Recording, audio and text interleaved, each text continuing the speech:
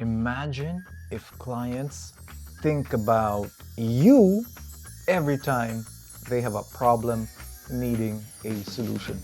So what if you become their go-to freelancer for every project, or at least the relevant ones, without you lifting a single finger?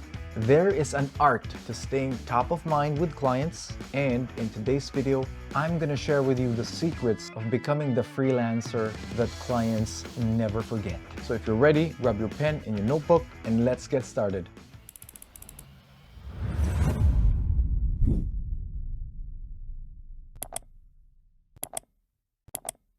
So here's the truth. Many freelancers struggle to stay memorable with clients after the project is done, leading to missed work opportunities for ongoing and repeat work. That also leads them to struggling back into the hamster wheel of getting clients, getting new short-term gigs that then sometimes end up not being the most sustainable. So the reason why this exists includes, number one, the lack of strategic follow-ups that maintain relationships. So after the project's done, one and done. No more follow-ups, nothing else after that. A big mistake. Second one is the failure to personalize the interactions post-project. So after the interaction's done, again, it's not good enough that you're not sending any follow-ups, but if you do, it's a generic follow-up that lands nowhere or just fizzles out. And then the third one is not leveraging your unique value in order to stand out. Sounds too generic. Again, that doesn't work. But with the right strategies, you can ensure that clients never ever forget you. So let's break it down. So here is the approach I'd like you to take. Nurture, personalize, and engage. Let's unpack it. So number one, nurture.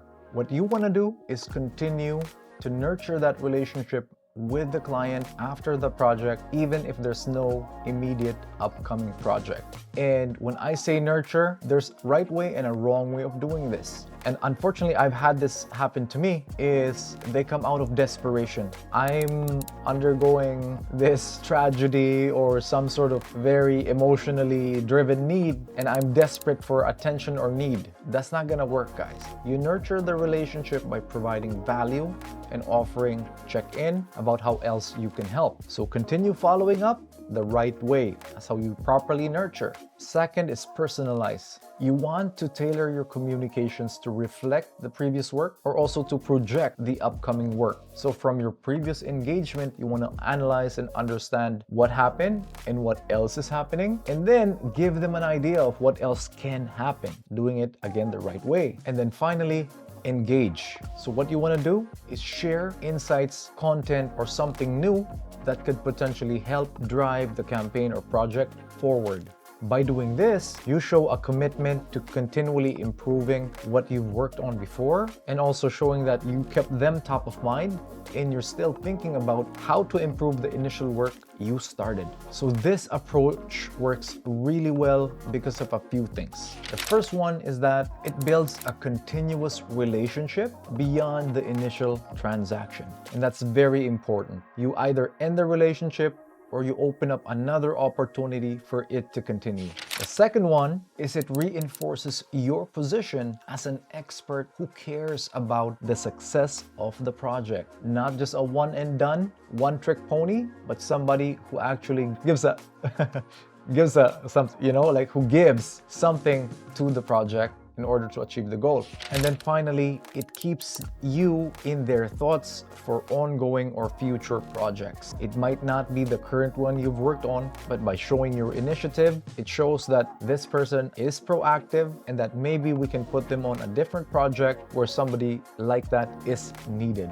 giving you another chance, another shot at circling back and extending or getting another retainer, another contract with that client. All right, so by adopting these simple strategies, you can ensure that clients keep you top of mind and that they think of you first when thinking of a project that might need assistance. Okay, let's take it to the real world. Let's say you just finished an engagement with a client and you end it and you say something like, "Thanks for the project, let me know if you need anything else." Stop that.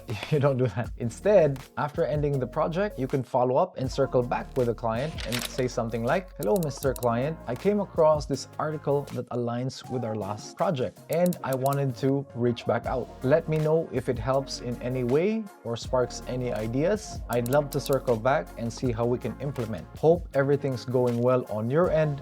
Best, your name.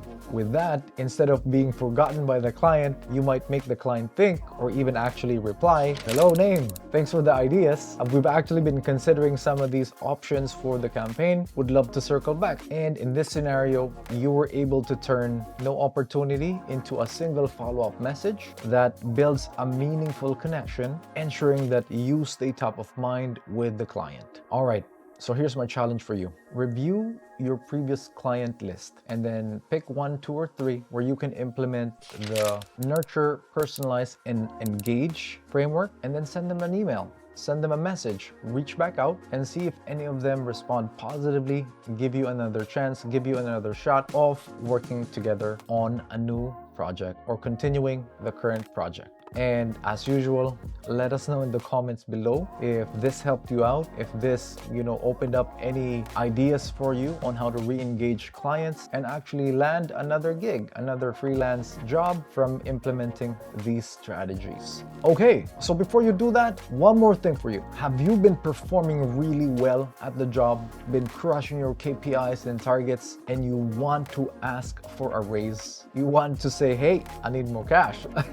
If you've ever wondered that but don't know what to do or how to do it, what you want to do is subscribe to the channel, click on the notification bell, because in the next video, I'm going to show you how to ask for a rate increase without feeling awkward and doing it with confidence. Because if you're ready to finally get paid what you're worth, that might be the ultimate secret for you. So thanks again for hanging out, and I will see you guys on the next one. Peace.